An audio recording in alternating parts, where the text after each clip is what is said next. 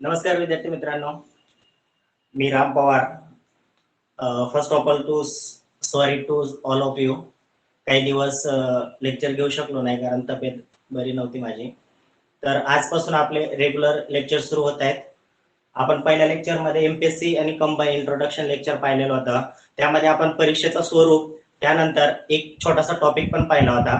परंतु आज आपण सरळ डायरेक्ट टॉपिकला सुरुवात न करता, कारण काही मुलं असे बरेच आहेत जे की नवीन आहेत आपल्या लेक्चरला, आणि त्यांच्यासाठी आपण सुरुवातीला आणि सगळ्यात जुन्या मुलांसाठी सुद्धा की सर्वात आधी आपल्याला आयोगाचा कल काय आहे तो समजला पाहिजे. प्रश्न विचारण्याचा फर्स्ट टॉपिक पासून ते एंड पर्यंत जो आयोगाने आपल्याला सिलेबस दिलेला आहे, त्या सिलेबस मध्ये आयोगाने प्रश्न कशा प्रकारचे विचारलेत आतापर्यंतचे ते समजलं पाहिजे. सर्वात प्रथम आपण आयोगाचा कल पाहणार आहोत. प्रश्न विचारण्याचा काय आहे जो आतापर्यंत, जो आपण आता जी लेटेस्ट मध्ये एक्झाम झाली त्या एक्झाम मध्ये सुद्धा आयोगाने असे प्रश्न विचारलेले आहेत की काही मुलांना त्या प्रश्नामध्ये कन्फ्युज झाला. मी लास्ट लेक्चरला मला त्या आयोगाचं नाव आठवलं नव्हतं. पंची आयोग. पंची आयोगावर सुद्धा एक प्रश्न विचारलाय. लास्ट प्रिव्हियस इयरला एक सरकारी आयोगावर सुद्धा एक प्रश्न विचारलाय. जे दोन्ही प्रश्न हे दोन्ही आयोग हे राज्यपालाशी संबंधित होते. मग राज्यपालावर वारंवार एवढे प्रश्न का विचारले जातात त्यामागे सुद्धा काही कारण आहेत मित्रांनो. आपल्याला आयोगाने फक्त एवढं सांगितलेलं आहे, सिलेबस जो दिलाय, जो काही 15-16 घटकामध्ये सिलेबस दिलेला आहे त्याच्यामध्ये खाली एक गोष्ट मेन्शन केलेली, एक सेंटेन्स मेन्शन केलेला आहे की प्रत्येक विषयाशी संबंधित करंट अफेअर. कारण राज्यपालाचं पद हे नुसतं महाराष्ट्रातच नाही तर संपूर्ण भारतामध्ये बऱ्याच वेळेस चर्चेमध्ये राहतं. त्यामुळे आयोग राज्यपालावरती वारंवार प्रश्न विचारत असतो. तर आपण आज सुरुवातीपासून फर्स्ट टॉपिक पासून, घटना निर्मितीपासून ते 12व्या शेड्यूल पर्यंत आयोगाने प्रश्न कशा प्रकारे विचारलेले आहेत ते पाहूया. सर्वप्रथम आपण घटना निर्मिती पाहूया.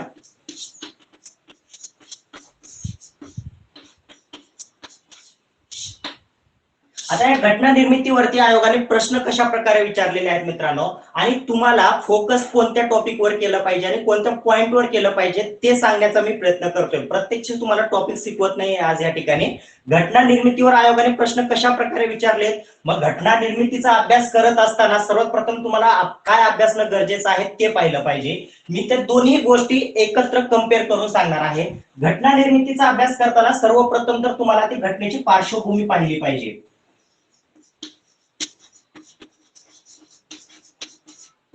मग आता ही पार्श्वभूमी पाहत असताना याच्यामध्ये काय पाहिलं पाहिजे तुम्हाला. सर्वात प्रथम 1922चं स्टेटमेंट आठवलं पाहिजे एम के गांधी यांचं. कोणतं की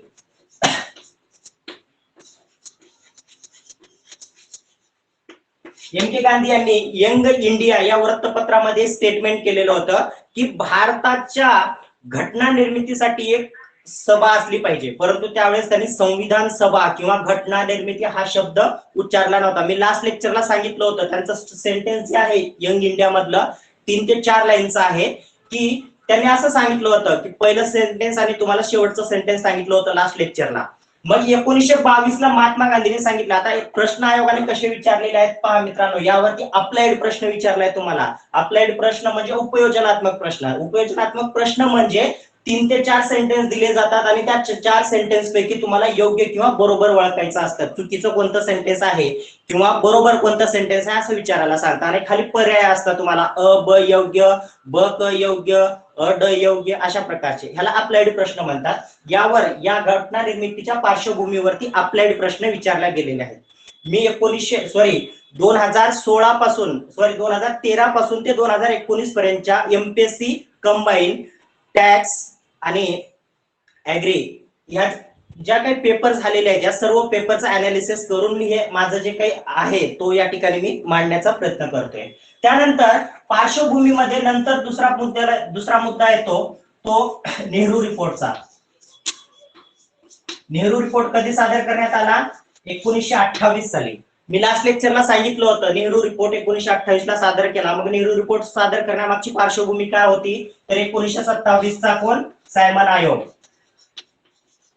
सायमन आयोग मध्ये असलेला एक व्यक्ती जो भारत मंत्री होता कोण, लॉर्ड बर्कनहेडने आपल्या भारतीय लोकांना जी चितावणी दिलेली होती, त्यांना चॅलेंज केलेलं होतं. ते चॅलेंज ऍक्सेप्ट करून मोतीलाल नेहरू यांनी नेहरू रिपोर्ट बनवण्याचा प्रयत्न केला होता.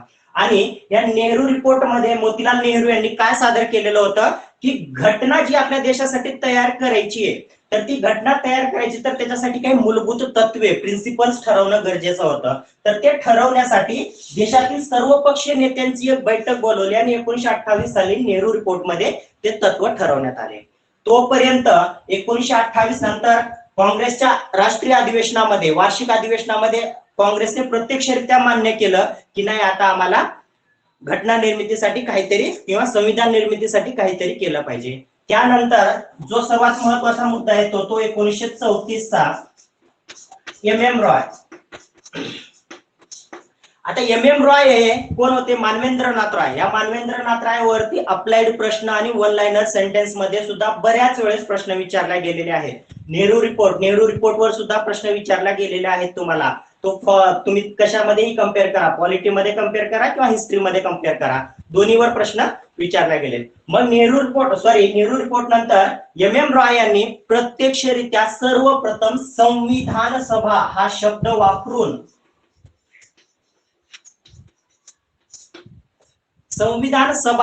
वापरून संविधान सभेची मागणी केली.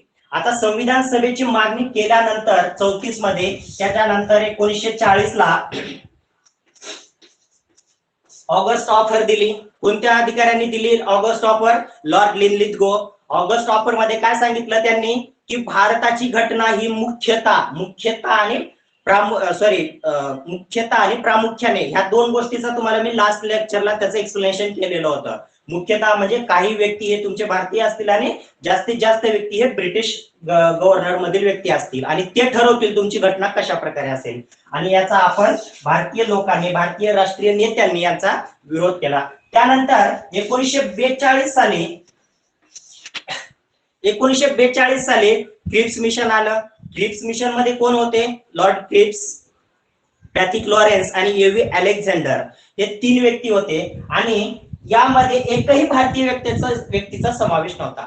मग आता ह्या क्रिप्स मिशनने मान्य केलं की प्रामुख्याने तुम्हीच बनवा बाबा, की भारताची घटना बनवायची, भारतीय लोकांसाठी बनवायची तर पूर्णतः तुमचे लोक असले पाहिजे. म्हणून त्यांनी मान्य केलं आणि मे 1946 साली कॅबिनेट मिशन प्लॅन, याला क्रिप्स मिशन प्लॅन सुद्धा म्हणतात, आणि यांनी मान्य केलं की भारताची घटना बनवायची, भारताचं संविधान बनवायचे तर प्रामुख्याने भारतीय लोकांनी बनवलं पाहिजे आणि त्याच्यासाठी घटनेची तत्वे, घटना निर्मितीची रचना, घटना निर्मितीची पद्धत, घटना निर्मितीसाठी प्रत्येक व्यक्ती मागे किंवा किती लोकांमागे एक सदस्य निवडला पाहिजे, या सर्वाची जी काही तरतूद आहे, जी पद्धत आहे ती कुणी ठरवून दिलेली होती?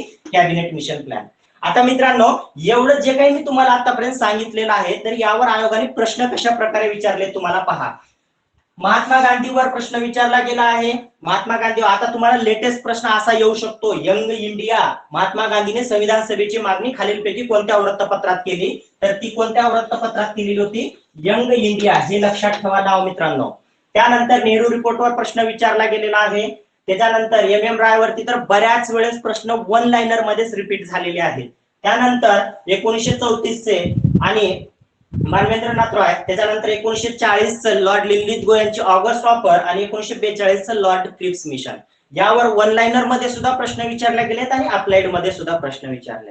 आता लेटेस्ट प्रश्न तुम्हाला यापुढेही जाऊन आयोग असा प्रश्न विचारू शकतो मित्रांनो की कॅबिनेट मिशन प्लॅन बाबत खालील विधानांचा विचार करा, आणि 4 सेंटेन्स असतील किंवा 3 सेंटेन्स असतील तुम्हाला त्या ठिकाणी, की संविधान सभेची निर्मितीची पद्धत कॅबिनेट मिशन प्लॅनने सुचवली किंवा सुचवली नाही.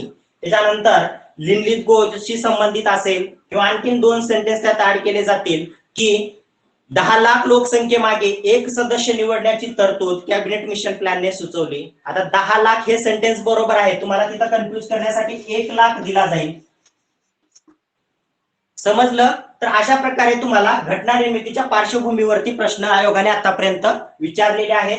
तर या ठिकाणी तुम्ही अभ्यास करताना फोकस ह्या 3 ते 4 गोष्टीवर असला पाहिजे. कॅबिनेट मिशन प्लॅन, त्याच्यानंतर लॉर्ड लिनलिथगोची ऑगस्ट ऑफर, त्याच्यानंतर मानवेंद्रनाथचं जे स्टेटमेंट होतं, त्यानंतर नेहरू रिपोर्ट भारतात येण्याचं कारण काय होतं लास्ट लेक्चरला सांगितलं होतं तुम्हाला की 1898च्या जो चार्टर्ड ऍक्ट होता, त्या चार्टर्ड ऍक्ट अनुसार असं तरतूद करण्यात आली होती की प्रत्येक 20 वर्षानंतर भारतीय लोकांना काही सुधारणा देण्यासाठी आम्ही एक कमिशन नियुक्त करू.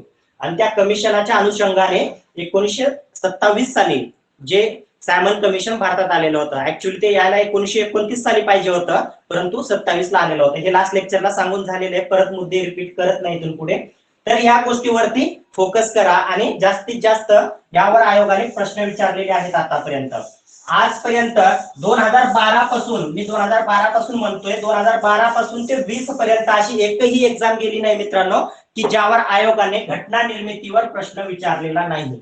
राज्यसेवा असेल, कंबाईन असेल, टॅक्स असेल, तुमच्या ऍग्रीची एक्झाम असेल, आरटीओ ची एक्झाम असेल, सगळ्या एक्झाम असो, युपीएससी ला सुद्धा इव्हन बऱ्याच वेळेस क्वेश्चन हे घटना निर्मितीवर रिपीट झालेले आहे. आता आपण पार्श्वभूमी पाहिल्यानंतर आयोग दुसरा प्रश्न कोणता विचारतो यावरती, ज्या 3 महत्वाच्या सभा झालेल्या होत्या. पहिली बैठक असेल 9 डिसेंबरची, दुसरी बैठक आहे 11 डिसेंबरची आणि तिसरी बैठक आहे 13 डिसेंबरची. मग या 3 तारखेला अशा कोणत्या महत्वाच्या घटना घडलेल्या आहेत? तर 9 डिसेंबरला अध्यक्ष नियुक्त केला. आता यापुढे मी तुम्हाला काही सांगत नाही की डाटा एक्झॅक्ट काही देणार नाही तुम्हाला इथून पुढे, फक्त प्रश्न कसे विचारले ते सांगतोय. अध्यक्षावर विचारला प्रश्न, उपाध्यक्षावर विचारलाय.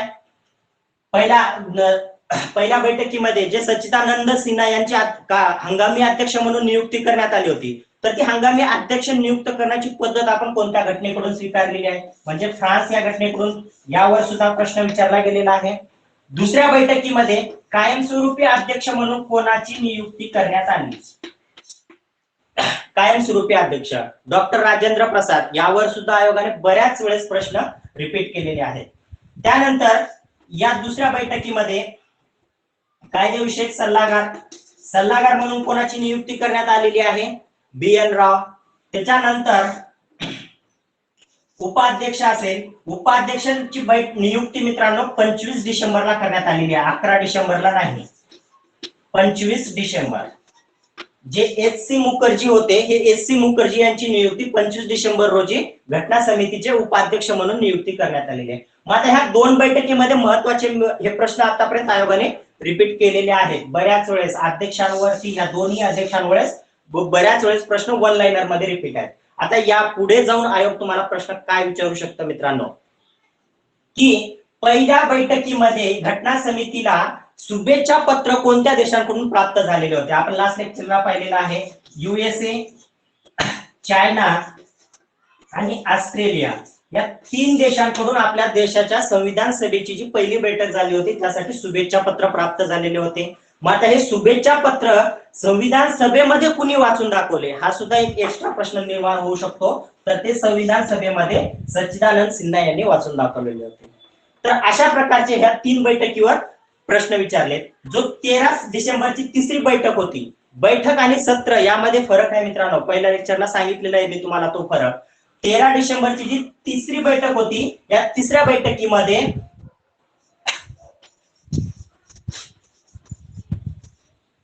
उद्दिष्टांचा ठराव मांडण्यात आला होता. उद्दिष्टांचा ठराव.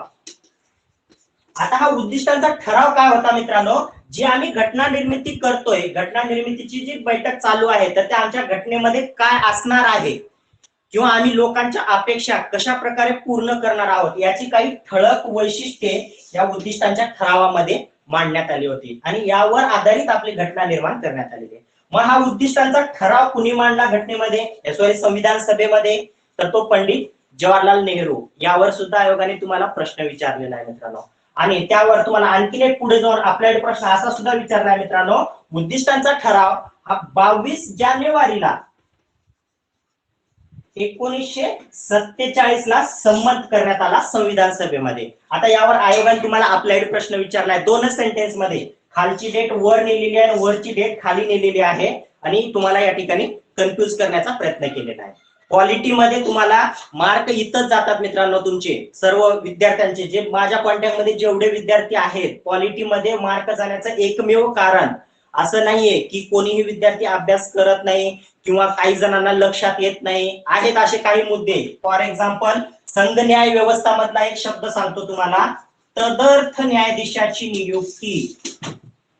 तदर्थ न्यायाधीश म्हणजे हा तदर्थ म्हणजे या शब्दाचा अर्थच बऱ्याचपैकी विद्यार्थ्यांना समजत नाही. ह्या सगळ्या गोष्टी मी तुम्हाला या ठिकाणी लेक्चर मध्ये सांगणार आहे.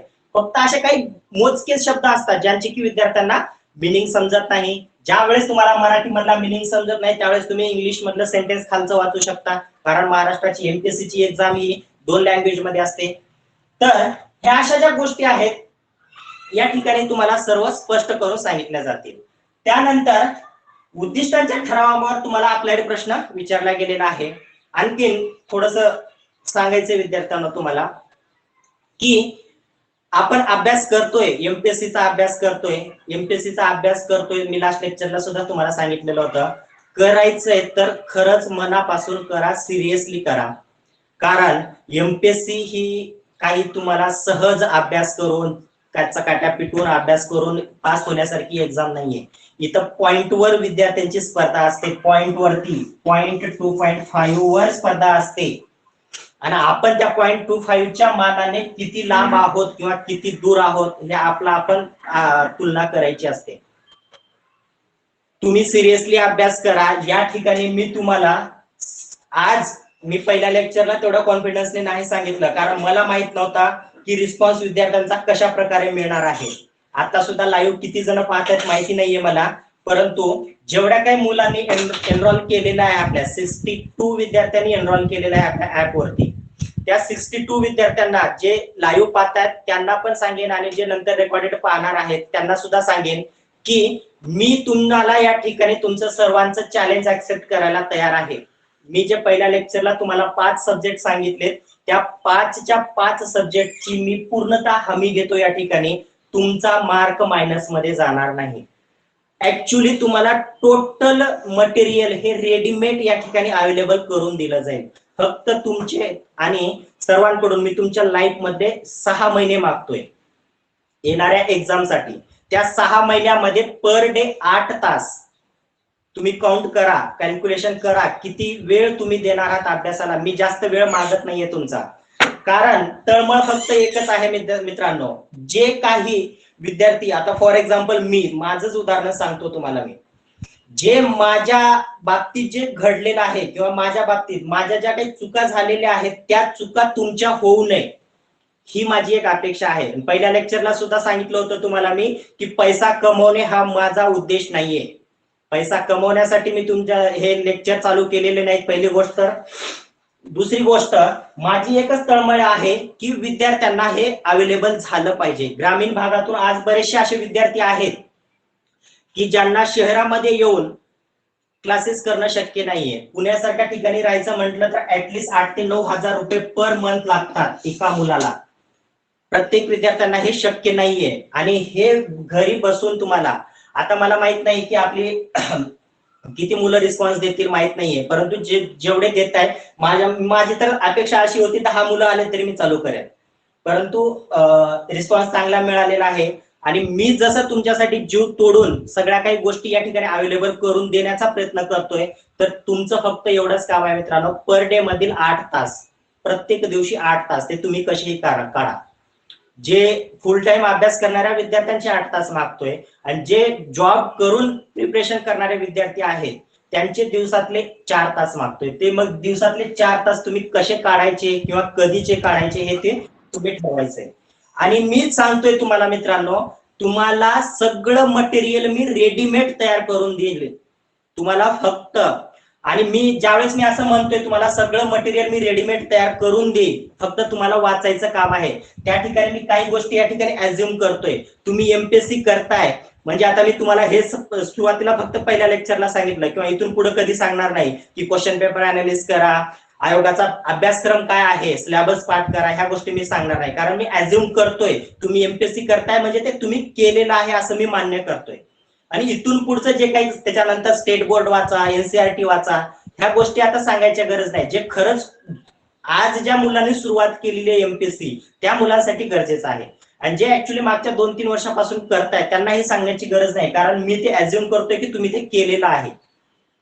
आणि इथून पुढे जे तुम्हाला करायचं आहे मित्रांनो, ते रेफरन्स बुक वाचून काढायचे ते एक वेळेस. आणि त्या पुढे जाऊन बाकीचा जो काही आपल्या क्लासमध्ये जे टीचिंग होईल, जे डेली लेक्चर होतील, 1 तास असेल, 1.5 तास असेल, 2 तास असेल, जे काही लेक्चर होईल ते लेक्चर अटेंड करा. जे काही समजलं नसेल, चॅटिंग बॉक्स मध्ये तुम्हाला एक चॅट बॉक्स ऑप्शन अवेलेबल आहे, त्या ठिकाणी तुम्ही कमेंट करून ठेवा. त्या प्रत्येकाच्या कमेंटला मी पर्सनली त्या ठिकाणी रिप्लाय देत जाईल. कोणताही मुद्दा तुम्हाला समजला नसेल तर सर आम्हाला हे समजलं नाहीये किंवा काय तुमच्या समस्या आहेत, तुम्ही जोपर्यंत बोलणार नाही, तुम्ही काय तुमच्या ज्या समस्या आहेत तो जोपर्यंत माझ्यापर्यंत पोहोचणार नाही तोपर्यंत मला समजणार नाही की तुम्हाला खरंच काय अडचणी आहेत. आणि मी मोस्टली 99% तर तुमच्या मी सुद्धा एक विद्यार्थी आहे, मी सुद्धा एमपीएससी प्रिपरेशन करतो विद्यार्थ्यांना. मित्रांनो, मी माझ्या ज्या एक विद्यार्थी असताना विद्यार्थ्याला काय अडचणी येतात अभ्यास करताना ह्या मला बऱ्यापैकी माहित आहेत, परंतु प्रत्येक व्यक्ती वेगवेगळा असतो, प्रत्येक व्यक्तीच्या कन्सेप्ट किंवा समस्या वेगवेगळ्या असतात. त्यामुळं मला तुमच्याकडून रिस्पॉन्स येणं, फीडबॅक येणं गरजेचं आहे.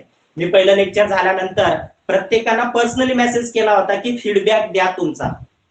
किती जणांनी दिला? मोजके काहीतरी 6-7 विद्यार्थ्यांनी फीडबॅक दिलेला आहे. तर माझी तुमच्याकडून फक्त एकच अपेक्षा आहे विद्यार्थ्यांना, करायचंय तर सिरियसली करा. बाकी तुम्हाला सगळ्या गोष्टी मी या ठिकाणी अवेलेबल करून देणार आहे, जेवढं होईल तेवढं तुम्हाला या ठिकाणी.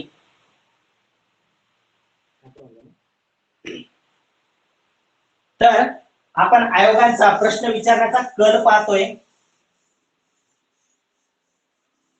घटना निर्मितीवर या पुढे जाऊन आयोग तुम्हाला प्रश्न कशा प्रकारे विचारू शकतो मित्रांनो. आपण पाहिलं सुरुवातीला 11 डिसेंबर, 13 डिसेंबर आणि 15 डिसेंबर, 9 डिसेंबर, 11 डिसेंबर आणि 13 डिसेंबरच्या बैठकीमध्ये काय निर्णय घेण्यात आले आणि काय करण्यात आलं हे पाहिलेलं आहे. मग आता 22 डिसेंबरला मित्रांनो उद्दिष्टांचा ठराव पास करण्यात आला आणि उद्दिष्टांचा ठराव पास झाल्यानंतर संविधान सभेमध्ये हे सांगण्यात आलं की आमची घटना कशा प्रकारची असणार आहे. हे कधी पास करण्यात आलेलं आहे? 22 जानेवारीला.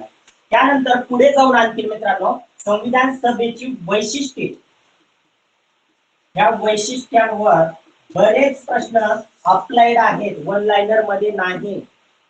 संविधान सभेच्या वैशिष्ट्यांवरती वैशिष्ट्ये, प्रत्येक वैशिष्ट्य 9 वैशिष्ट्ये आहेत आपल्या संविधान सभेचे. सर्वात मोठी राज्यघटना, ताठर राज्यघटना. मोठी आहे तर मग ती का आहे, ताठर आहे तर का आहे, मग आपली घटना खरंच ताठर आहे का लवचिक आहे, ताठर आणि लवचिक आहे का नुसतं ताठर आहे. तर ह्या ताठर आणि लवचिकचा अर्थ काय आहे तो सुद्धा मी ज्यावेळेस लेक्चर चालू होईल आपलं त्यावेळेस ते मी एक्सप्लेन करेनच, परंतु या ठिकाणी थोडक्यात सांगतो. आपली घटना ताठरही नाही आणि लवचिकही नाही, दोन्हीचा मध्य, सुवर्ण मध्य साधण्याचा या ठिकाणी प्रयत्न केलाय. ताठर आणि लवचिक आहे आपली घटना, म्हणजे सहज आपल्या राज्यघटनेमध्ये कोणतीही जी तरतूद आहे राज्यघटनेतली ती कोणतीही तरतूद सहज काढता येत नाही किंवा कोणतीही तरतूद ही सहज ऍड करता येत नाही. कोणतीही काढता येत नाही म्हणून ताठर आणि कोणतीही ऍड करता येत नाही म्हणून लवचिक. अशा ज्या घटना आहेत काय आहे ह्या वैशिष्ट्यांवरती, त्या वैशिष्ट्यामध्ये तुम्हाला या ठिकाणी सांगितलं जाईल. आणि यावर प्रश्न कसे विचारलेत अप्लाइड मध्ये, भारताची राज्यघटना ही ताठर आहे, ताठर आहे का? नाहीये, ताठर आणि लवचिक आहे.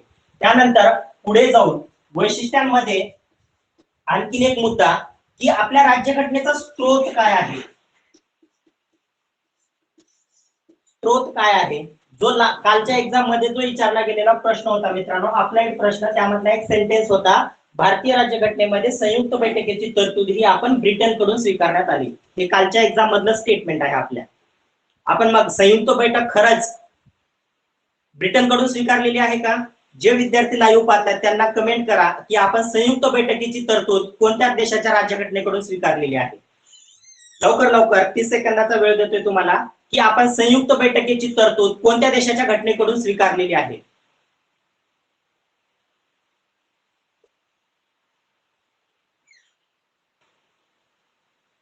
तर एक्झाम मध्ये असा प्रश्न विचारला होता की ब्रिटन कडून स्वीकारले, तर ते स्टेटमेंट चुकीचं आहे मित्रांनो की आपण संयुक्त बैठकीची तरतूद जी आहे ती ऑस्ट्रेलियाकडून स्वीकारलेली आहे. ब्रिटन कडून काय स्वीकारले मग आपण? ब्रिटन कडून काय स्वीकारलेलं आहे तर संसदीय शासन व्यवस्था स्वीकारलेली आहे आपण.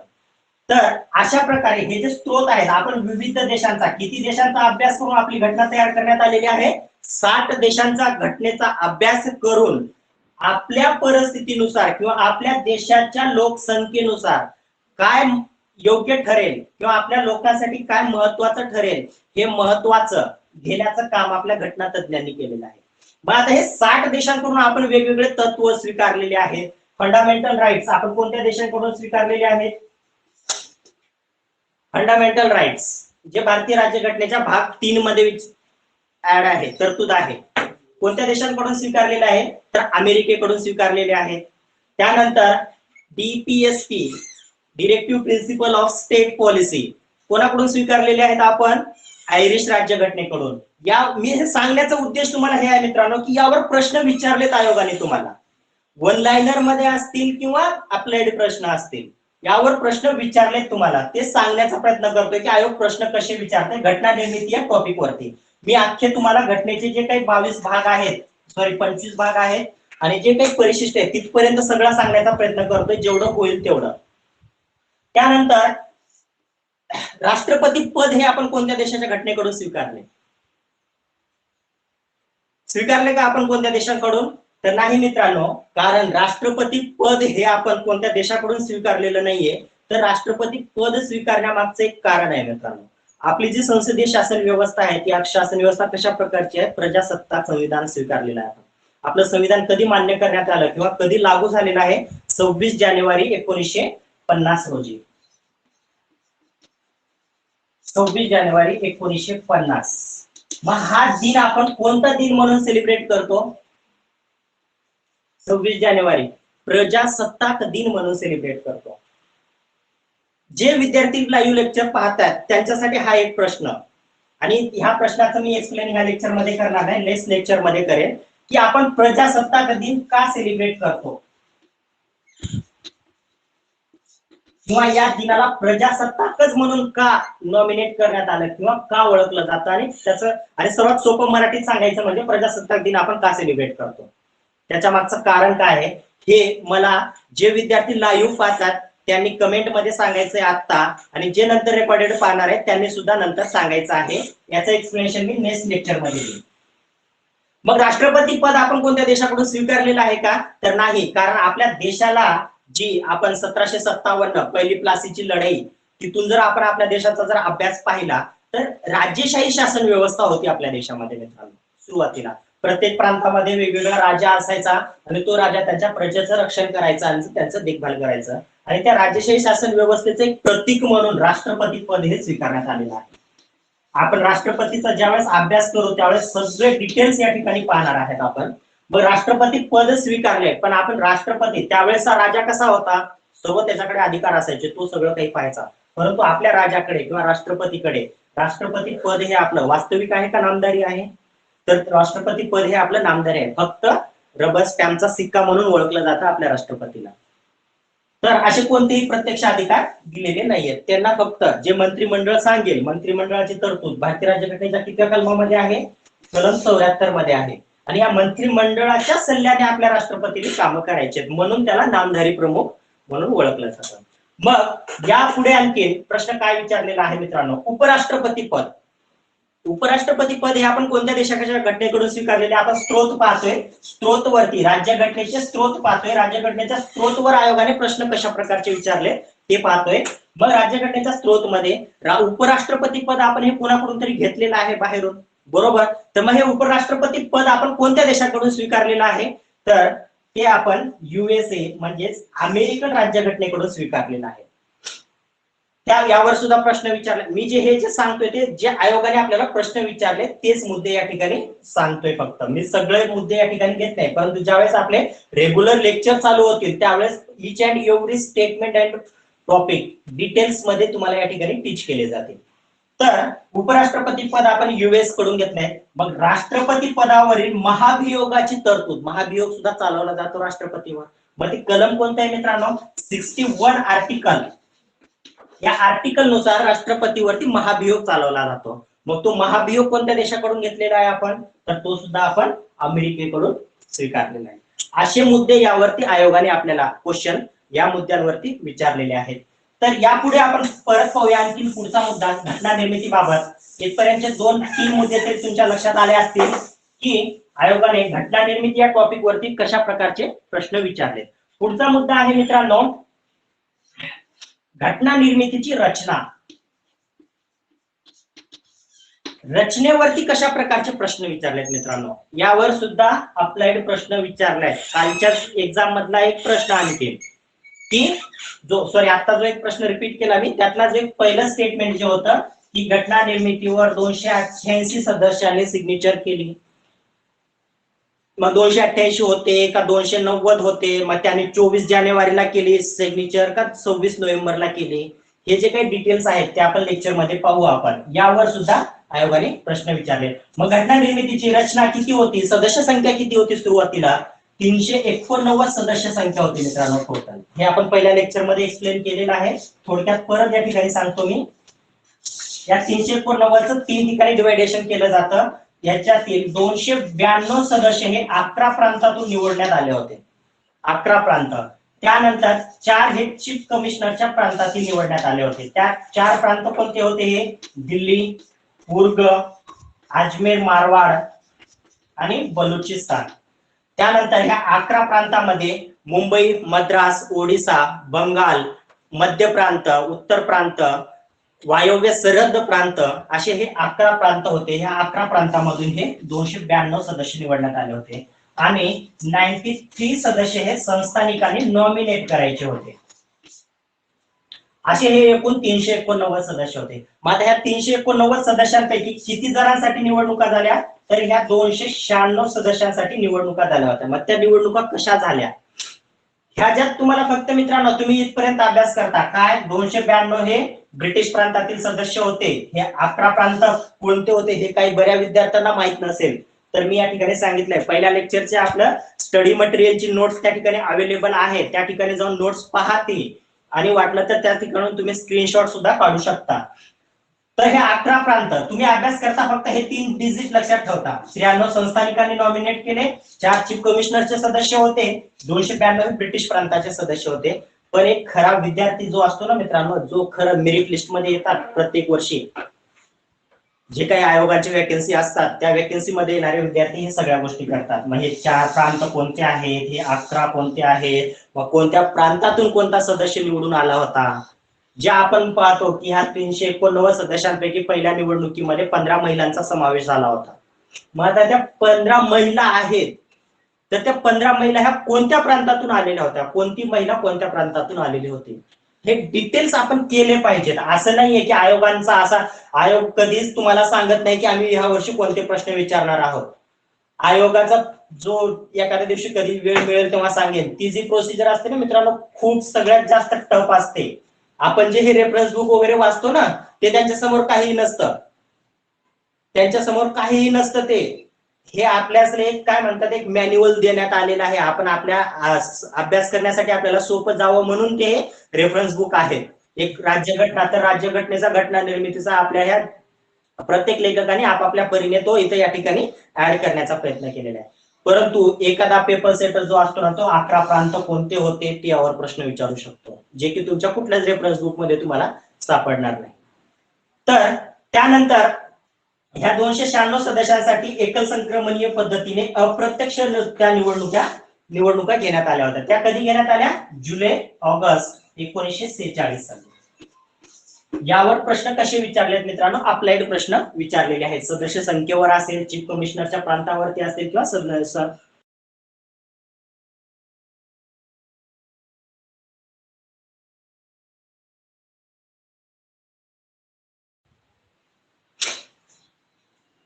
तर ह्या संस्थानिकांनी किती सदस्य नॉमिनेट केले इथपर्यंत आपण पाहिलेलं आहे आणि यावर आयोगाने प्रश्न विचारलेले.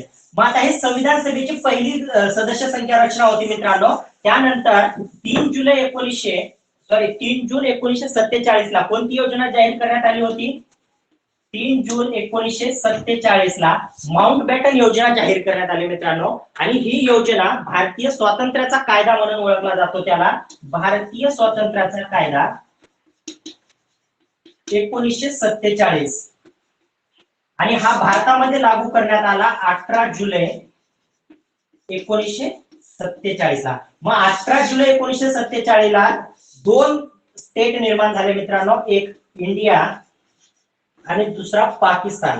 तर हे पाकिस्तान मध्ये काही सदस्य गेले आणि काही सदस्य भारतात राहिले. तर हे 3 जुलै नंतरची सदस्य संख्याची रचना कशी आहे यावर सुद्धा तुम्हाला प्रश्न विचारले. तर 3 जुलै नंतरची सदस्य संख्या कशी होती मित्रांनो, 299 टोटल सदस्य होते. जे 390 मधील काही सदस्य हे पाकिस्तानमध्ये गेले, त्यानंतर 299 सदस्य हे भारतात राहिले, त्यापैकी 229 सदस्य हे ब्रिटिश प्रांतातील त्या 11 प्रांतातून निवडण्यात आले होते, 4 कमिशनरच्या प्रांतातून, आणि राहिलेले 70 सदस्य हे संस्थानिकांनी नॉमिनेट केलेले होते. ही अशी संविधान सभेची रचना होती आणि यावर सुद्धा प्रश्न विचारले गेलेत तुम्हाला. त्यानंतर या पुढे जाऊन आयोग तुम्हाला आणखी प्रश्न कशा प्रकारचा विचारू शकतो मित्रांनो, किंवा कसे विचारलेले आहेत, घटना समितीवर किंवा घटना निर्मितीवर काही तज्ञांनी त्यांचे मत व्यक्त केलेले आहेत. तर ते मत व्यक्त कशा प्रकारचे केलेले आहेत, पंडित भार्गवदास ठाकूर यांनी काय सांगितलेले आपल्या घटना निर्मितीला किंवा घटना निर्मिती झाल्यानंतर, की आपली घटना निर्मिती ही काय घटनेची सर्वंकष कुंडली आहे.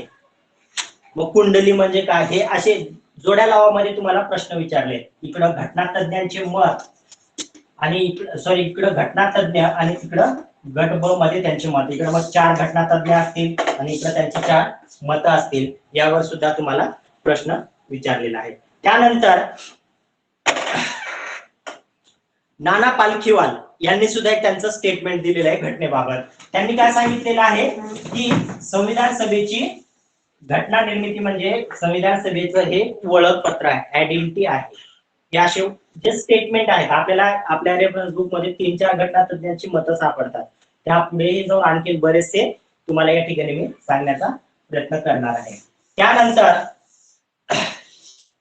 यापुढे आणखी प्रश्न कोणता विचारला जाऊ शकतो मित्रांनो, की घटना निर्मिती झाल्यानंतर त्यावर तुम्हाला प्रास्ताविका म्हणजे प्रिअम्बल, या प्रास्ताविकेवर बऱ्याच वेळेस क्वेश्चन हे रिपीट झालेले आहेत आणि सगळ्यात जास्त क्वेश्चन विद्यार्थ्यांचे इथेच चुकतात. कुठं चुकतात ते पण सांगतो मी. प्रास्ताविकेवरती प्रश्न विचारले तर तुम्ही प्रास्ताविकेचा आधी अभ्यास कसा करायचा हे सांगतो मी तुम्हाला. प्रास्ताविका तर सर्वात प्रथम आपल्याला हे माहित पाहिजे की प्रास्ताविका ही कशावर आधारित आहे, तर ती उद्दिष्टांच्या ठरावावर आधारित आहे. जो कुणी मांडला होता, 13 डिसेंबरला पंडित जवाहरलाल नेहरूंनी मांडला होता. तो कधी मान्य करण्यात आला, 22 जानेवारी. ह्या 2 गोष्टी तर कन्फर्म तुम्हाला माहिती झाल्या पाहिजे. मग उद्दिष्टांचा ठराव प्रास्ताविका, आता तुम्हाला आयोग या पुढे जाऊन आणखीन एक प्रश्न विचारायला लागला मित्रांनो, की आपल्या घटनेचं कंपॅरिझन हे अमेरिकन घटनेसोबत केलं जातं. बऱ्याच वेळेस तुम्हाला प्रश्न विचारता आयोग. आता राज्यसेवेला एक प्रश्न विचारला गेला होता 22 मार्चला जी एक्झाम झाली, त्यामध्ये घटना दुरुस्तीबाबत एक प्रश्न विचारला होता. पहा, तुम्हाला आठवत असेल तर पहा, किंवा आपण ज्यावेळेस previous year question paper analysis करणार आहोत त्यावेळेस प्रत्येक प्रश्न डिटेल मध्ये अनालिसिस करू आपण. फक्त सांगतोय या ठिकाणी की प्रास्ताविकेबाबत घटना निर्मिती बाबत एक अमेरिकन घटनेबरोबर कम्पेअर केलेला एक प्रश्न विचारला होता.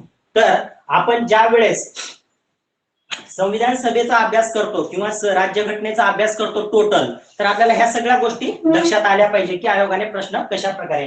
मग प्रास्ताविका, जगातील अशी कोणत्या देशाची घटना आहे की ज्यांनी सर्वप्रथम प्रास्ताविका त्या घटनेमध्ये दिली होती, तर हे या ठिकाणी लक्षात ठेवा मित्रांनो.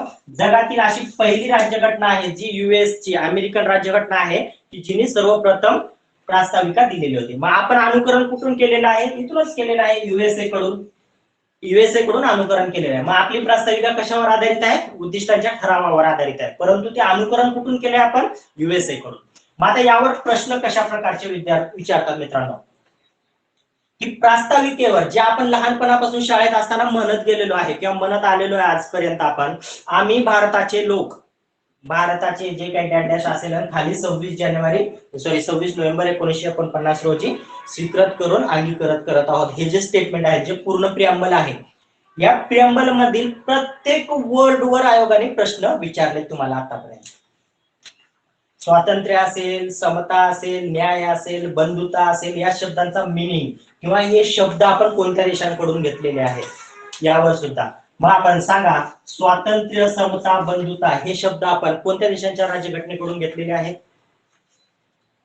तर ते आपण फ्रान्स राज्यघटनेतून स्वीकारलेले आहेत. मग फ्रान्स राज्यघटनेने हे शब्द कुठून ऍड केलेले होते, की फ्रान्स या देशामध्ये राज्य क्रांती झाली होती मित्रांनो. ती 1789 ते 99 दरम्यान या 10 वर्षामध्ये फ्रेंच राज्यक्रांती झाली होती आणि या राज्यक्रांतीमध्ये हे 4 शब्द जास्त फेमस झाले होते.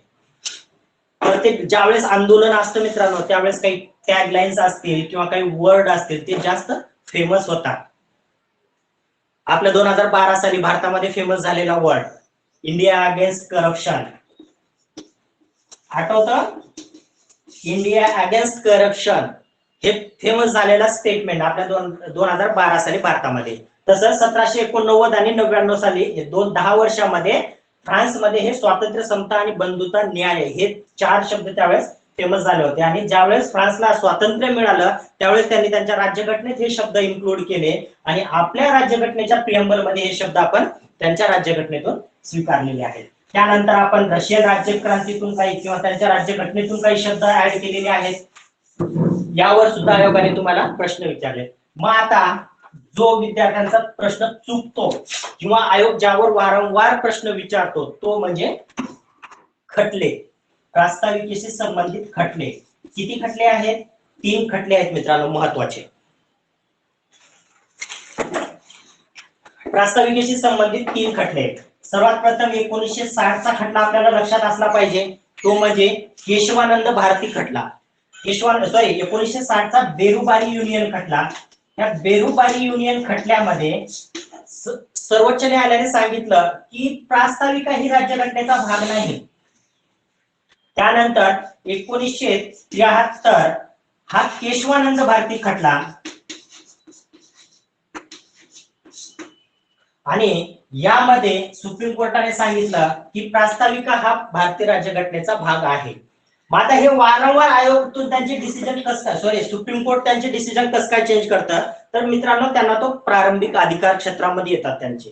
सुप्रीम कोर्टाला तसा अधिकार आहे तसंच उच्च न्यायालयाला सुद्धा अधिकार आहे की ते त्यांचे जे प्रिव्हियस डिसिजन्स असतात ते कधीही ते चेंज करू शकतात. 60 मध्ये सांगितलं की प्रास्ताविका राज्यघटनेचा भाग नाही. 73 मध्ये केशवानंद भारती खटल्यामध्ये सांगितलं की प्रास्ताविका हे भारतीय राज्यघटनेचा भाग आहे. त्यानंतर तिसरा खटला 1995 चा LIC ऑफ इंडिया, या खटल्यामध्ये सुद्धा सुप्रीम कोर्टाने सांगितलं की प्रास्ताविका हे भारतीय राज्यघटनेचा भाग आहे. मग आता हे प्रत्येक वेळेस जे हे 3 खटले, या तिन्ही खटल्यावर तुम्हाला आयोगाने प्रश्न विचारलेत मित्रांनो. आणि या ठिकाणी प्रश्न का चुकतात विद्यार्थ्यांचे की घटनेचा भाग ह्या बेरुबारीमध्ये सांगितले नाहीचा इथं वापरतात. केशवानंद भारतीने सांगितलं नाही, केशवानंद भारतीने सांगितलं आहे ते इथं वापरतात. खालचं स्टेटमेंट वर किंवा वरचं स्टेटमेंट खाली करतात. त्यामुळे तुमचे प्रश्न या ठिकाणी चुकतात आणि थोडंसं वाचताना केअरफुली वाचलं तर त्या गोष्टी लक्षात राहतात. आणि प्रस्ताविका ही आजपर्यंत सर्वात जास्त विवादात्मक मुद्दा ठरलेला आहे मित्रांनो आपल्या भारतीय राज्यघटनेमध्ये. जरीही आपण ते काय म्हणतात काही गोष्टीचं सिरियसनेस आपल्याला लवकर समजत नाही, परंतु एक लिमिटेड काय म्हणतात एक काळ गेल्यानंतर त्या काही गोष्टी नंतर लक्षात येतात. मग ही प्रास्ताविका ही इतकी विवादात्मक का आहे मित्रांनो, तर त्यामागे रिझन आहे एक की आपली पूर्ण घटना कधी संमत करण्यात आली 26 नोव्हेंबरला आणि ती प्रत्यक्ष अंमलात कधी आली 26 जानेवारीला. 1949 ला संमत करण्यात आली आणि 1950 ला प्रत्यक्ष अंमल सुरू झाला. मग 26 नोव्हेंबरच्या आधी 24 नोव्हेंबरला एक बैठक भरली होती शेवटची. या 24 नोव्हेंबरच्या बैठकीमध्ये घटनेचं 3रं वाचन झालं. आपण ज्यावेळेस घटना निर्मिती किंवा घटना दुरुस्ती पाहणार आहोत त्या टॉपिक मध्ये त्यावेळेस डिटेल सांगेन, फक्त या ठिकाणी थोडक्यात सांगतो. ज्यावेळेस घटना निर्मिती होते त्यावेळेस काय होतं, एखादा विधेयक असतं ते सरकारी सदस्य असेल किंवा खासगी सदस्य. सरकारी सदस्य म्हणजे काय, खासगी सदस्य म्हणजे काय, हे सुद्धा आणखीन एक पॉइंट आहे. तर जो विधेयक सदस्य संसदेमध्ये मांडतो तो मांडल्यानंतर त्या विधेयकाची प्रोसिजर असते मित्रांनो पास होण्याची. काय, प्रथम वाचन, द्वितीय वाचन, तृतीय वाचन झाल्यानंतर ती ड्राफ्टिंग कमिटीकडे जाते, म्हणजेच प्रवर समितीकडे जाते. प्रवर समिती त्यावर अभ्यास करते, मग त्या काही घटना तरतुदी सुचवतात आणि त्या सर्व झाल्यानंतर ड्राफ्टिंग कमिटी ज्यावेळेस त्याला व्हेरिफिकेशन देते त्यावेळेस ते परत संसदेमध्ये येतं आणि 3रं वाचन झाल्यानंतर ते जो विधेयक असतं ते दुसऱ्या सभागृहाकडे जातं. मग दुसऱ्या सभागृहामध्ये सुद्धा तीच प्रोसिजर चालते, प्रथम वाचन, द्वितीय वाचन, तृतीय वाचन आणि प्रवर समिती. मग अशी जी प्रोसिजर आहे ती घटना निर्मितीच्या वेळेस सुद्धा झाली होती. त्यातील जी शेवटची प्रोसिजर आहे तृतीय वाचन 24 नोव्हेंबरला झालं होतं आणि 26 नोव्हेंबरला ते फायनल व्हेरिफिकेशन होतं. तर 26 नोव्हेंबरला आपण घटना मान्य केली, त्याच दिवशी प्रियम्बल मान्य करण्यात आलं, कारण प्रियम्बल हे शेवटी मान्य करण्यात आलेलं आहे. तर काही तज्ञांचं म्हणणं असं आहे मित्रांनो की जर प्रास्ताविका भारतीय राज्यघटनेचा भाग आहे तर ती का आहे, आणि काही जण म्हणतात की प्रास्ताविका ही भारतीय राज्यघटनेचा भाग नाही. त्यातील बेरुबारी युनियन खटला, बेरुबारी युनियन खटल्यामध्ये हेच म्हणणं होतं मित्रांनो, कारण प्रास्ताविका ही पूर्ण घटना संमत झाल्यानंतर शेवटच्या बैठकीत संमत करण्यात आलेली आहे, आणि जरी शेवटी संमत करण्यात आली तरी ती घटनेच्या सुरुवातीला ऍड करण्यात आलेली आहे. म्हणून प्रास्ताविका ही घटनेचा भाग असू शकत नाही, हा त्यांचा बुद्धिवाद होता सुप्रीम कोर्टामध्ये, आणि तो सुप्रीम कोर्टाने त्यावेळेस 60 मध्ये मान्य केलं. परंतु केशवानंद भारती खटल्यामध्ये हे त्या ठिकाणी आणखीन काही गोष्टी इन्क्लूड करून सांगून हे सुप्रीम कोर्टाला पटवून देण्याचं काम केशवानंद भारतीने केलं, आणि प्रास्ताविका हा भारतीय राज्यघटनेचा भाग आहे हे या ठिकाणी मान्य करण्यात आलं. मग आपल्या भारतीय राज्यघटनेमधील प्रास्ताविकेवर आतापर्यंत किती वेळेस दुरुस्ती झालेल्या आहेत मित्रांनो? जर तुम्ही क्वेश्चन पेपर अनालिसिस केलेला असेल तर आजपर्यंत अशा खूप वेळेस हा प्रश्न वन लाइनर मध्ये रिपीट केला गेलेला आहे की 42वी घटना दुरुस्ती अमेंडमेंट 1946 ची सॉरी 1976 ची या 42व्या घटना दुरुस्तीनुसार फक्त एकच वेळेस त्यामध्ये दुरुस्ती करण्यात आलेली आहे. आणि केशवानंद भारती खटला आपण 73 चा पाहिलाय, आणि 73 मध्ये केशवानंद भारतीचा खटल्यामध्ये सुप्रीम कोर्ट जजमेंट देत असताना शेवटचं त्यांचं स्टेटमेंट असं आहे मित्रांनो की भारतीय राज्यघटनेच्या जो मूळ गाभा आहे त्यामध्ये तुम्हाला दुरुस्ती करता येणार नाही. आता मूळ गाभा म्हणजे काय मित्रांनो, की जी सुरुवातीची जी घटना असेल, सुरुवातीची जी पहिल्या दिवशी काय 26 जानेवारी 1950 ला जे अंमल सुरू झाल्यापासून जो काही घटना असेल त्यातील जे काही मूळ शब्द असतील किंवा जे एखादं मूळ स्ट्रक्चर आहे, फॉर एक्झाम्पल आपण प्रियम्बल संबंधी आपण विचार करूया. प्रियम्बल मध्ये काय म्हटलंय, आम्ही भारताचे लोक, आम्ही भारताचे लोक पासून ते स्वीकृत करत आहोत इथपर्यंतचे जे काही स्टेटमेंट आहेत किंवा स्ट्रक्चर आहेत ते तुम्हाला बदलता येणार नाही, बदलता येणार नाही असं 73 मध्ये सुप्रीम कोर्टाने सांगितलंय. आणि आपण मी आत्ताच तुम्हाला दुसरा स्टेटमेंट सांगितलं की 76 मध्ये दुरुस्ती करण्यात आली. कसं काय शक्य आहे? तर शक्य आहे मित्रांनो, परंतु 76 मध्ये जी दुरुस्ती करण्यात आली ते त्याच्या मूळ गाभ्यामध्येच दुरुस्ती केली, परंतु मूळ गाभा कोणताही काढण्याचा प्रयत्न केला नाही. तर या 76च्या घटना दुरुस्तीनुसार ऍडिशन करण्यात आलेलं आहे. तर ऍडिशन कोणतं करण्यात आलेलं आहे? समाजवादी, धर्मनिरपेक्ष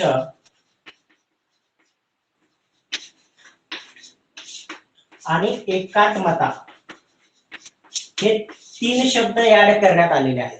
आता यावर तुम्ही पहा लास्ट प्रिव्हियस इयरचे कितीतरी असं आय थिंक सो मला तरी असं वाटतं 7 ते 8 वेळेस हा क्वेश्चन रिपीट झालेला आहे. भारतीय राज्यघटनेमध्ये 42व्या घटना दुरुस्तीनुसार खालीलपैकी कोणते शब्द ऍड करण्यात आले? समाजवादी, धर्मनिरपेक्ष, एकात्मता. बऱ्याच मुलांना हे 2 शब्द आठवतात, परंतु या ठिकाणी कन्फ्युजन कुठं होतं मित्रांनो, हे 2 शब्द एकत्रितरित्या आलेले आहेत घटनेमध्ये प्रियम्बल मध्ये, एकता आणि एकात्मता. बऱ्याच मुलांना आणि प्रश्न विचारताना सुद्धा आयोग काही वेळेस हे दोन्ही शब्द एकत्र विचारतात किंवा काही हे दोन्ही शब्द वेगवेगळे विचारतात. तर नंतर ऍड करण्यात आलेला शब्द जो आहे तो एकात्मता आहे. एकता हा सुरुवातीपासूनचा शब्द होता. त्यानंतर माझा हे समाजवादी शब्दाचा अर्थ काय आहे, धर्मनिरपेक्षाचा अर्थ काय आहे, एकताचा अर्थ काय आहे ते आपण लेक्चरच्या वेळेस पाहू. फक्त समाजवादीचं सांगतो मित्रांनो, हा शब्द ऍड करण्यामागचं कारण काय होतं, कारण हा शब्द ऍड करण्यात आला 76 मध्ये. 76च्या वेळेस पंतप्रधान कोण होते भारताच्या? आपल्या इंदिरा गांधी. आणि 76 ला हा शब्द ऍड करण्यात आला, परंतु ह्या शब्दामागे पार्श्वभूमी होती त्याच्या पाठीमागे 20 ते 22 वर्षाची. 1955 साली 1955चं राष्ट्रीय काँग्रेसचं वार्षिक अधिवेशन जे पंडित नेहरू यांच्या काळामध्ये भरलं होतं आवडी येथे, आणि या आवडीच्या अधिवेशनामध्ये एक तत्व स्वीकारलं होतं काँग्रेसने त्यावेळेस की समाजवादी समाज रचनेचं जे तत्व आहे ते स्वीकारलं होतं. ते फक्त तत्व स्वीकारलं होतं, परंतु त्याची प्रत्यक्षात अंमलबजावणी होत नव्हती. आणि आपल्या देशामध्ये अशा काही बऱ्याचशा घटना असतात की त्या घटना जोपर्यंत लिगली होत नाहीत कुठलीही गोष्ट, आपण बऱ्याचशा अशा घटना असतात जोपर्यंत, फॉर एक्झाम्पल आपण वर्गाशी संबंधित घेऊया की एखाद्या विद्यार्थ्याने काहीतरी गुन्हा केला की त्याला पनिशमेंट असायची, त्याला जोपर्यंत पनिशमेंट करत नाही आपण तोपर्यंत तो दुसरा विद्यार्थी त्या प्रमाणचा गुन्हा करणं बंद करत नाही. त्यामुळे जोपर्यंत एखादी कोणतीही गोष्ट लिगली आपण व्हेरीफाय करत नाही तोपर्यंत त्या गोष्टीचं गांभीर्य भारतीय लोकांच्या मनात किंवा ध्यानात येत नाही. म्हणून 1955चा जो तत्व स्वीकारण्यात आलेलं होतं तो तत्व प्रत्यक्षरित्या अंमलबजावणी राष्ट्रीय स्तरावरती व्हावी त्याची म्हणून 76ला हा समाजवादी शब्द ऍड करण्यात आला. त्यानंतर प्रास्ताविकेमध्ये आणखी काही सांगता येतील का तुम्हाला मुद्दे किंवा आयोगाने यावर प्रश्न काय विचारले? तर अशा प्रकारचे एवढे प्रश्न आयोगाने विचारलेले आहेत आजपर्यंत. तुम्हाला यापुढेही जाऊन आणखी कन्फ्युजिंग करणारे पॉइंट स्वतः तयार करण्याचा पण प्रयत्न करा. त्यानंतर दुसरा मुद्दा, घटना निर्मिती झाली, प्रियम्बल झालं, आता आपण प्रत्यक्ष घटनेकडे जातोय. मग प्रत्यक्ष घटनेमध्ये आपण घटनेचा अभ्यास करत असताना कधीही मित्रांनो सिक्वेन्स नुसार अभ्यास करायचा असतो. घटनेचे एकूण भाग किती आहेत ते थोडक्यात पाहूया आपण. मूळ घटनेमध्ये किती भाग होते? 22 भाग होते. त्यानंतर एक प्रियम्बल, 22 भाग, 22 भागामधली घटना 395 कलम आणि 8 परिशिष्टे. तर आता सध्याची घटना कशी आहे? मग एक प्रियम्बल, 25 भाग, ह्या 25 भागाचं डिवायडेशन 470 प्लस कलमांमध्ये आहे, आर्टिकल्स. आणि भाग परिशिष्टे किती आहेत? सध्या 12 परिशिष्टे आहेत. सुरुवातीला 8 परिशिष्टे होते, त्याच्यानंतर दुसरे 4 परिशिष्ट ऍड करण्यात आले. मग आता हे 4 परिशिष्टामध्ये पहिलं परिशिष्ट ऍड करण्यात आलेलं आहे ते पहिली घटना दुरुस्ती 1957 साली. म्हणजे काय होतं की न्यायालयीन कक्षेबाहेरचे जे काही तरतुदी आहेत त्या संबंधीचं हे पहिलं घटना दुरुस्ती होती आणि पहिलं परिशिष्ट ऍड करण्यात आलेलं आहे. त्याला 9वा परिशिष्ट म्हणतात. त्यानंतर 10वं परिशिष्ट कोणतं आहे मित्रांनो? या 10व्या परिशिष्टावर तर तुम्हाला खूप वेळेस प्रश्न विचारला गेले. 10वं परिशिष्ट काय आहे हे सर्वात प्रथम माहित पाहिजे आपल्याला. तर पक्षांतर बंदीबाबत अपात्रता. एखाद्या सदस्याने पक्षांतर केलेलं आहे आणि त्याने पक्षांतर केल्यानंतर मग तो सदस्य संविधान सभेचा किंवा राज्य विधिमंडळाचा सदस्य राहण्यास पात्र आहे का नाही याबाबतच्या तरतुदी ह्या 10व्या परिशिष्टामध्ये ऍड करण्यात आलेल्या आहेत. मग हे परिशिष्ट कधी ऍड करण्यात आलेलं आहे? 73 मध्ये.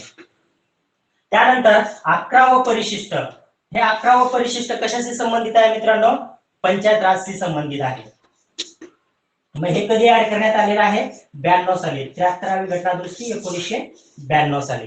त्यानंतर 4थं परिशिष्ट जे ऍड करण्यात आलं त्याला 12वी परिशिष्ट म्हणतात, न्यायाधिकरणाशी संबंधित आहे. हे कधी ऍड करण्यात आलेलं आहे? 76 मध्ये ऍड करण्यात आलेलं आहे. हे 4 परिशिष्ट नंतर ऍड करण्यात आलेले आहेत. जे जुन्या राज्यघटनेमध्ये किती परिशिष्ट होते? 8 आणि सध्याच्या राज्यघटनेमध्ये आहेत 12 परिशिष्ट. मग आपण आताच पाहिलं की जुन्या राज्यघटनेमध्ये 22 भाग होते, सध्या किती आहेत? 25 आहेत. मग 25 मधले जे 3 नंतर ऍड करण्यात आलेले आहेत ते कोणते भाग आहेत हे सुद्धा आपल्याला या ठिकाणी माहिती पाहिजे आणि त्यावर प्रश्न आयोगाने विचारलेले आहेत. पुढे जाऊन आता राज्यघटनेचा प्रत्यक्ष अभ्यास करत असताना मित्रांनो अभ्यास करायचा असतो तो सिक्वेन्स नुसार आणि राज्यघटनेच्या भागानुसार. घटनेचा पहिला भाग अभ्यासत असताना आपण त्या पहिल्या भागातील एकूण कलम किती आहेत इथून सुरुवात केली पाहिजे. मग आता मी ते तुम्हाला प्रत्यक्ष ते पॉइंट सुद्धा सांगतोय आणि आयोगाने प्रश्न कसे विचारले ते सुद्धा सांगतोय. भारतीय राज्यघटनेच्या भाग 1 मध्ये कशाची तरतूद आहे मित्रांनो? संघ राज्य आणि त्याचे राज्यक्षेत्र.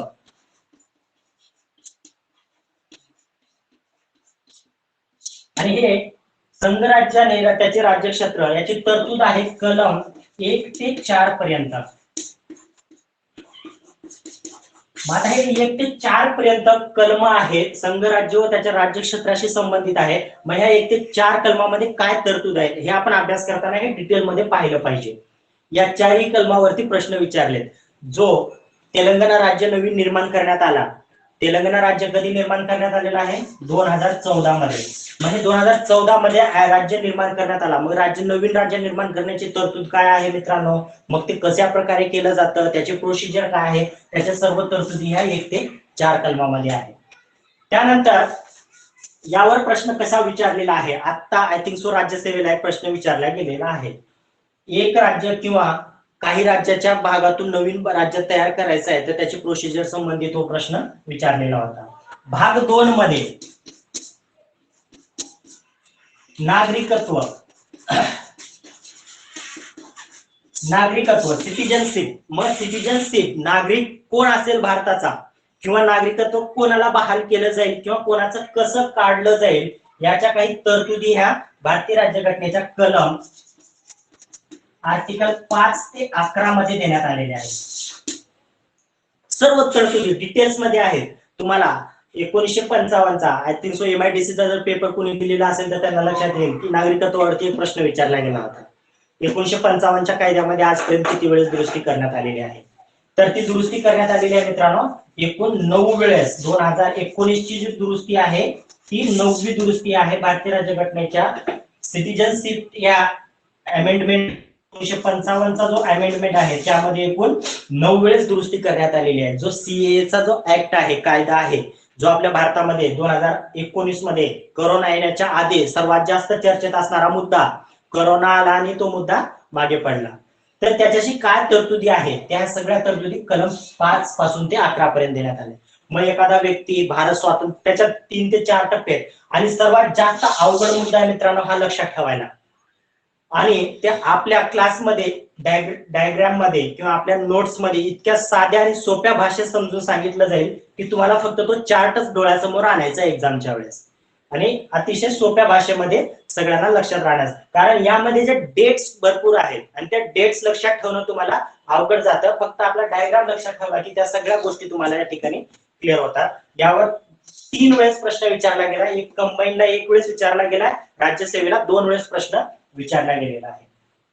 मग भारत स्वतंत्र झाला कधी झाला? 15 ऑगस्ट 1947 ला. मग 1947 पासूनचे नागरिक कोण भारताचे? मग त्यावेळेस काही पाकिस्तानमध्ये गेलेले होते, मग काही जण भारतात राहिलेले होते. मग काही घटना तर अशा पण घडल्यात मित्रांनो एकाच परिवारातील जर 10 सदस्य असतील तर 10 मधील 7 सदस्य हे पाकिस्तानमध्ये गेले होते, 3 सदस्य हे भारतात राहिलेले होते. मग आता हे 7 सदस्य त्यावेळेस नंतर इकडे येऊ इच्छित होते किंवा इकडले सदस्य तिकडे जाऊ इच्छित होते. तर ह्यांना नागरिकत्व कशा प्रकारचं बहाल करायचं याची तरतूद सुद्धा ह्या भाग 2 मध्ये देण्यात आलेली आहे. पुढे पाहूया आपण भाग 3 मध्ये. भाग 3 मध्ये काय आहे? भारतीय राज्यघटनेचा सर्वात महत्वाचा भाग जो कोर म्हणतात, जो भारतीय राज्यघटनेचा आत्मा, हृदय म्हटलं जातं ह्या भागाला, मूलभूत हक्क. मग आता हे मूलभूत हक्कावर याची तरतूद तर सुरुवातीला पाहूया आपण. कलम 12 ते 35 मध्ये याची तरतूद आहे. आणि दुसरी गोष्ट आणखीन एक मित्रांनो, कलम पाठ करत असताना कोणते कलम पाठ करायचे किंवा कोणते कलम स्किप करायचे. तर कलम 1 पासून ते कलम 51 पर्यंत मुख पाठ करा, भोकंपट्टी करा, काही करा, पाठच करून ठेवा. कारण 1 पासून ते 51 पर्यंतचे जे कलम आहेत भरपूर वेळेस रिपीट झालेले आहेत. मग त्याच्या पुढे जाऊन आणखी कोणते कलम पाठ करायचे आहेत जे आपण पुढे जसं टॉपिक जात जाईल आपला तेव्हा सांगेन. तरी थोडक्यात सांगतो. कलम 61, कलम 71, कलम 72, कलम 165, त्यानंतर कलम 68, असे जे महत्वाचे कलम 74, असे जे महत्वाचे राष्ट्रपतीशी संबंधित. त्याच्यानंतर कलम 111, कलम 123. 111 काय आहे? विधेयकांना संमती देणे. 123 काय आहे? अध्यादेश लागू करणे. हे असे कलम त्यानंतर पुढचे पाठ करायचे असतात किंवा यावर प्रश्न आयोगाने विचारले. फंडामेंटल राईट्सचा अभ्यास करत असताना कसा करायचा मित्रांनो की फंडामेंटल राईट्स वरती सर्वात प्रथम तर हे लक्षात घ्या की आयोगाने प्रश्न कशा प्रकारचे विचारले, आयोगाच्या प्रश्न विचारण्याचा कल कसा आहे. एक तर जोड्या लावांमध्ये प्रश्न विचारता आयोग, एक तर आपल्या विचारतं किंवा वन लाईनर मध्ये विचारतं. मग जोड्या लावामध्ये गट अ आणि गट ब देतं. एका साईडला आर्टिकल देतं आणि दुसऱ्या साईडला तरतुदी देतं आयोग. तर यांची आपल्याला एक्झॅक्ट कलम माहित पाहिजे. मग कलम माहित नसतील तर ह्या प्रश्नाचं उत्तर सोडवणं अवघड असतं किंवा काही मुलं काय म्हणतात ते गोळ्या मारतात. मग काय सर 4 ऑप्शन होतं, 4 जोड्या लावामध्ये मुद्दे होते, त्यातील मला 2 आठवत होते. काही वेळेस आयोग तुम्हाला प्लस पॉईंट मध्ये तो काय म्हणतात बोनस मध्ये तो मार्क देऊन टाकतं. त्यातील एखादं जर आर्टिकलची जोडी जर बरोबर जुळत असेल तर बाकीच्या सगळ्या जुळतात. ऑप्शन मध्ये तसं करतं काही काही वेळेस. पण या वर्षी आयोगाने आय थिंक सो कुठला जिओग्राफी संबंधी काहीतरी एक प्रश्न होता वाटतं जोड्या नावामध्ये.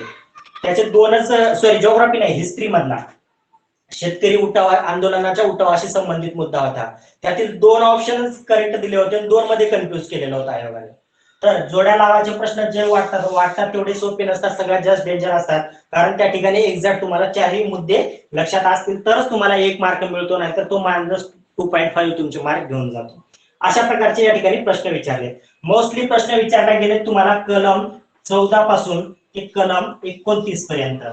त्यानंतर कलम 32 काय आहे? कलम 32 अतिशय महत्वाचा मुद्दा भारतीय राज्यघटनेमधला, यावर सुद्धा खूप प्रश्न विचारले.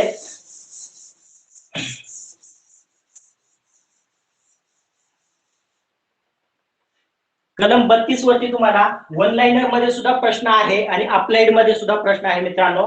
एक प्रश्न आय थिंक सो युपीएससी ला विचारला गेलेला आहे. युपीएससी चा प्रश्न आहे, कलम 32 हे भारतीय राज्यघटनेने नागरिकांना प्रदान केलेलं हे कायदेशीर हक्क आहे. पहिलं स्टेटमेंट त्यातलं. दुसरं स्टेटमेंट असं होतं, कलम 226 हे भारतीय राज्यघटनेने नागरिकांना प्रदान केलेलं हे घटनात्मक अधिकार आहे. हे दोन स्टेटमेंट होते त्यातील, कलम 226 शी संबंधित आणि कलम 32 शी संबंधित. परत एकदा रिपीट करतो मी, कलम 32 मधील अधिकार हे भारतीय राज्यघटनेने नागरिकांना प्रदान केलेले हे कायदेशीर अधिकार आहे. या प्रश्नातले स्टेटमेंट सांगतो मी तुम्हाला.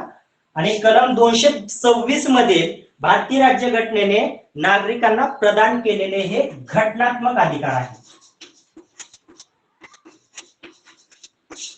हे अशा प्रकारचे तुम्हाला अप्लाइड प्रश्न पहा मित्रांनो, दोन्ही स्टेटमेंट वेगवेगळे आहेत, कलम 32 आणि कलम 226. सर्वात प्रथम तर ज्यावेळेस अशा प्रकारचे प्रश्न येतात त्यावेळेस आपल्याला एक्झॅक्ट डाटा माहित पाहिजे. कलम 32 काय आहे किंवा कलम 226 काय आहे हे माहित पाहिजे आपल्याला. जर हे माहित नसेल आणि त्या ठिकाणी आपण गोळी मारण्याचा प्रयत्न केला की -2.5 मग निगेटिव्ह मध्ये जाणार. आणि काही मुलांचे मग येतात. सर्वात प्रथम तर लक्षात असलं पाहिजे आपल्याला कलम 32 काय आहे. कलम 32 हा घटनात्मक उपयोजनाचा अधिकार आहे. घटनात्मक उपयोजना म्हणजे काय, की जर एखाद्या व्यक्तीच्या फंडामेंटल राईट्सचं जर उल्लंघन होत असेल तर तो व्यक्ती कलम 32 अंतर्गत सुप्रीम कोर्टात जाऊ शकतो डायरेक्ट, आणि तो त्याचा घटनात्मक अधिकार असेल. हे भारतीय राज्यघटनेतली सेंटेन्स आहे. कलम 226 नुसार जर एखाद्या व्यक्तीचं जर मूलभूत हक्काचं जर उल्लंघन होत असेल तर तो व्यक्ती कलम 226 अंतर्गत हायकोर्टात सुद्धा जाऊ शकतो आणि तो त्याचा कायदेशीर हक्क असेल. हे भारतीय राज्यघटनेतील स्टेटमेंट. आणि परीक्षेला विचारलं गेलेलं खालचं वाक्य वर केलं, वरचं वाक्य हे खाली केलं, त्यामुळे या ठिकाणचे दोन्ही विधान चुकीचे होते. मग आता घटनात्मक उपाययोजनाबाबत पाहूया आपण. कलम 32 वर मग कलम 32 मध्ये आणखी तुम्हाला 5 अधिकार प्राप्त होतात. प्राधिलेख अधिकार म्हणतात त्याला. ते कोणाला प्राप्त आहेत? सुप्रीम कोर्ट आणि हायकोर्ट दोघांनाही प्राप्त आहेत. दोघंही काढू शकतात जर एखाद्या व्यक्तीच्या मूलभूत हक्काचं उल्लंघन होत असेल. त्या प्राधिलेखावर सुद्धा प्रश्न विचारले आहेत आणि ते प्राधिलेख किती आहेत? 5 आहेत. बंदी, प्रत्यक्षीकरण, प्रतिषेध, प्रतिनिषेध असे जे आहेत हे 5 प्राधिलेख आहेत आणि यावर आयोगाने तुम्हाला प्रश्न विचारले. त्यानंतर या पुढे जाऊन आणखी जे कलम 15 आणि 16 अतिशय जास्त कन्फ्युज करणारे आर्टिकल विद्यार्थ्यांना. कलम 15 आणि 16, या कलम 15 आणि 16 ला आणखी उपकलम आहेत. या कलम 15 ला 6 आहे, कलम 16 ला 5 आहे. या उपकलमावर जर आयोगाने प्रश्न विचारला किंवा विचारलेला आहे, आताच्याच कंबाईनला एक प्रश्न विचारला कलम 16 वरती, आर्थिक दुर्बल मागासवर्गीय घटकांसाठीचा, ईडब्ल्यूएसच्या विद्यार्थ्यांसाठीचा हा प्रश्न जो कन्फ्युज करणारा होता, ह्या उपकलमावर विचारला गेलेला होता. तर हे सुद्धा या ठिकाणी आपल्याला अभ्यास करणं गरजेचं आहे. त्यानंतर भाग 4 मध्ये पाहूया आपण.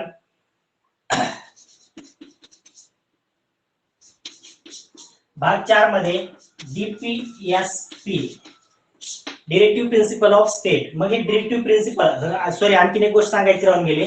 फंडामेंटल राईट्स कोणत्या देशाकडून स्वीकारलेले आहे? वन लाईनर सेंटेन्स मध्ये बऱ्याच वेळेस रिपीट झालेला, सुरुवातीला सांगितला होता मी. फंडामेंटल राईट्स आपण कोणत्या देशाकडून घेतलेला आहे? अमेरिकेकडून. आणि डिरेक्टिव्ह प्रिन्सिपल ऑफ स्टेट, मार्गदर्शक तत्वे कोणत्या देशांकडून स्वीकारलेले आहे? आयरिश राज्यघटनेकडून. हे तर सुरुवातीला माहितच पाहिजे. कोणत्याही घटकाचा किंवा टॉपिकचा अभ्यास करत असताना त्या घटकाची तरतूद भारतीय राज्यघटनेच्या कोणत्या भागात आहे, कोणत्या कलमांमध्ये आहे, मार्गदर्शक तत्वांची तरतूद आहे कलम 51 ते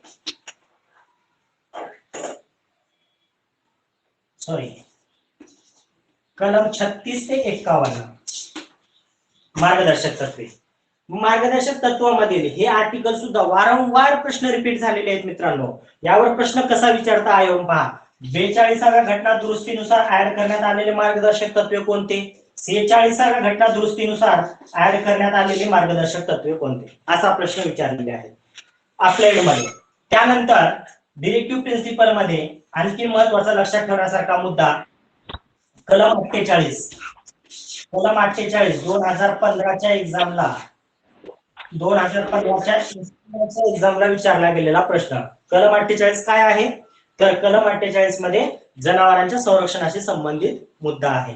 आणि आणखीन एक गोष्ट मित्रांनो, की आयोगाचा जो प्रश्न विचारण्याचा जो कल असतो ना, तो एक काय म्हणतात दैनंदिन जीवनामध्ये जे तुमच्या करंट घटना ज्या घडत असतात त्या घटना जर तुमच्या सब्जेक्टशी रिलेटेड असतील तर ते कॅच करण्याचा प्रयत्न करा. त्यावर विचारतात प्रश्न. कारण 2014 मध्ये सरकार बदललं होतं आपल्या देशातलं आणि 2014 मध्येच 48 ला कायदेशीर संरक्षण प्राप्त झालेलं होतं आर्टिकल 48 ला. मग आर्टिकल 48 2014च्या आधी अंमलात होतं का नाही? तर होतं मित्रांनो, परंतु त्याची अंमलबजावणी झालेली नव्हती. काय होतं की जे गव्हर्नमेंट आलेलं होतं 2014 मध्ये ते असो सोडा विषयांतर होतं ते जास्त जनावरांचं संरक्षण करण्यासाठी त्यांनी